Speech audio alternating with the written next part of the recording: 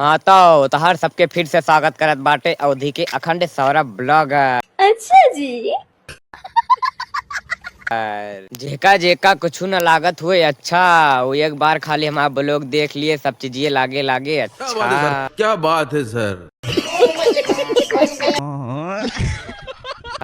High school inter वाले अबे मजा करत हम भर भर के, लेकिन जौने दिन रिजल्ट आए वही दिन याद आ जाई है नानी। बात तो सही है।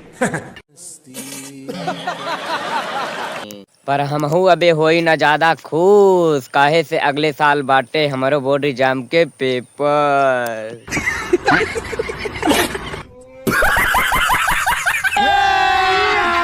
अभी मजा आएगा ना भिड़ो। यार हमारे अंदर बाटे एक कमी, यही से लागत है अगले साल याद आ जाइए हमारो नानी। बात तो सही है। कमी हमार ई बाटे कि हम याद तो करी थी बहुत, पर पेपर समय सब जाई थी भुलाए, यही से लिख नहीं पाई तनिको। अच्छा जी।